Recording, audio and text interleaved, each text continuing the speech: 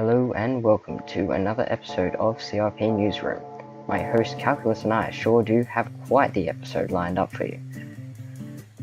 Well, as always, it's been an interesting couple of weeks in CRP, so without further conversation, let's get on with the happenings of the last 4 weeks. Picking up where we left off last time, on the 21st of February, Iberia received a fleet of ATR-72s and Lightning Airways some A321X LRs. These will likely be rotated with the A321neo. On the 23rd, Lufthansa restored 5 old 737-200s to be used on very short flights. Turkish Airlines also began supersonic operations, and Lightning Airways began to sell its A320 family aircraft. On the 24th, Air Canada announced big changes to its cargo operations, including a code share with Atlas Air and fleet modernization. On the 25th, Pacific Airlines Flight 1360 announced its incident, and Fly Manila sells to Air Koryo, a 737 freighter that will be converted into a passenger transport.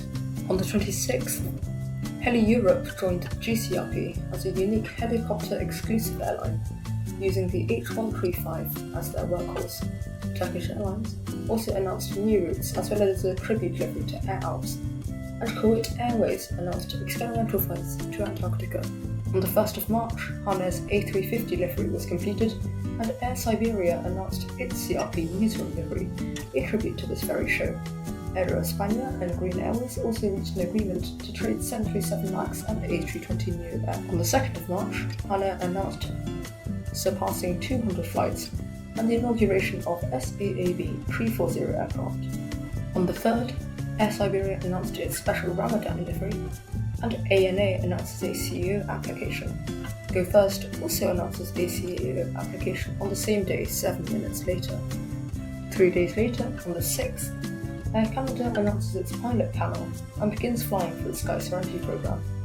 On the 7th, Iberia announces a special Estopa livery for its A330neo, and Royal Japan Airlines unveils its new A350-900 livery. On the 8th, Green Airways announced that it was acquiring Embraer E170s, and Hana's A330neo livery was inaugurated. On the 9th, Turkish Airlines introduced more routes and a pilot ranking system, and Heli Europe inaugurated its H135 livery, and Royal Japan Airlines announced the return of the Concorde. A day later, on the 11th, Iberia joined Aero Alliance. On the 14th, Turkish Airlines launched a cargo division with 5 A350-900s and 1 737-800 being converted into freighters. A new airline alliance between Air Canada, Royal Japan Airlines and Air Siberia was also formed, named the Horizon Alliance. On the 15th of March, Lufthansa announced Concorde operations, naming the Concorde Schumacher after the German F1 rover. On the 16th of March, Iberia announced A350-1000 cargo operations. GCRP also underwent big change as it reached 500 members, and there was a lot of it. Most notably, the Opal Lounge was scrapped, leaving many airlines in the dust, as it were. New airlines also joined the Diamond Lounge, including Sky Airways, Air Siberia and Turkish Airlines. A GCRP Instagram account was also inaugurated. And finally, on the 17th, Stratus Airlines announced supersonic operations to London with its Concorde, and Air Siberia inaugurates a special GCRP part of the family livery. Thank you very much, Cal, for such a detailed view on the news. Now, story of the week, which Cal briefly touched on at the end of the news segment, the overhaul of GCRP. Calling it an overhaul is a bit over the top, but has changed quite a few things within the organisation. First of all, the airline reshuffle within the lounges of GCRP. Most notably, there are now new Emerald and Diamond Lounge airlines. In Emerald Lounge, Stratus, Hanair and Heli Europe have all been added, and a couple of airlines have stayed put.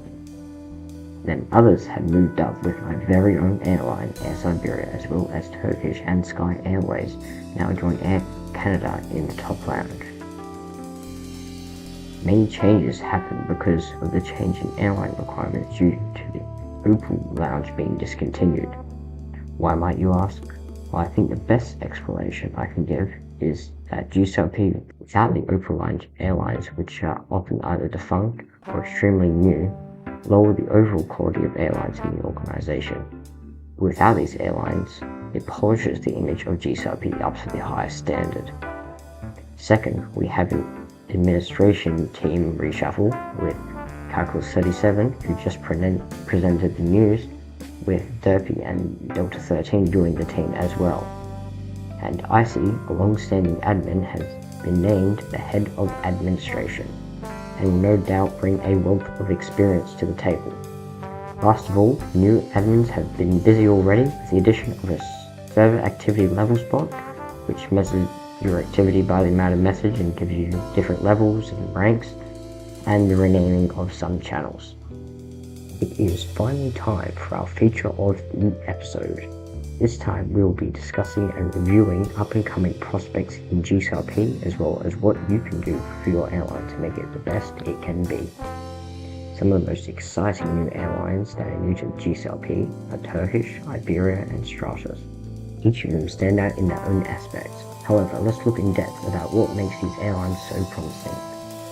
Turkish Airlines benefits from its CEO, who's always adding new routes and designed the server very well.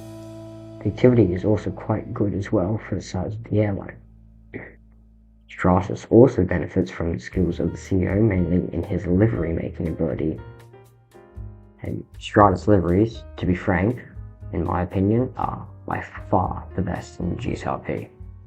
Stratus struggles slightly in its activity, but in my eyes, if they get a couple more things right, they have lots more potential. Lastly, Iberia.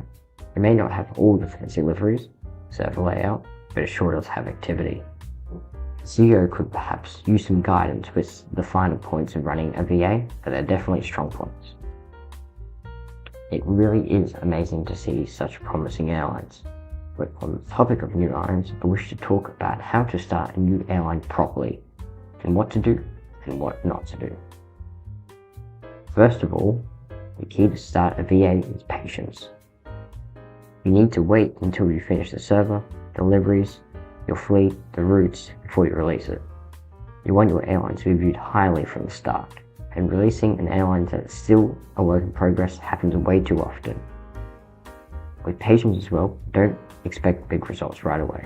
It took lots and lots of time and effort to get my airline over 50 members, and even before that I struggled to get over 25.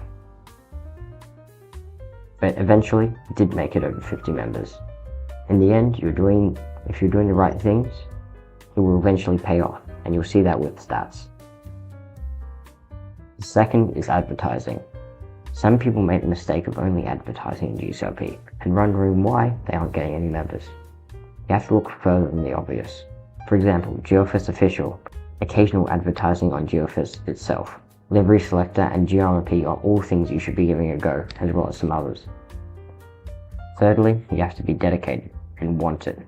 Dedication is something, but wanting something and doing more than someone else means everything. Doesn't mean you should spend your whole day working on your airline. But as I always say, you can always find time for something you want to do, and you can always find a way to not have enough time for something you don't want to do. Now lastly, statistics. This is something that some airlines do, some airlines don't. Personally, I think it is very, very beneficial to see statistics of members, flights, etc. to see how much your airline is growing, what needs to be improved, have you had a good month, have you not had a good month.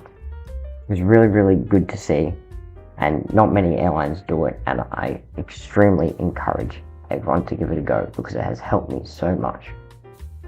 Well, unfortunately that's all the time we have for this episode. But before I leave, you might see Cal and I sporting #BeyondWords, which is the slogan of the show.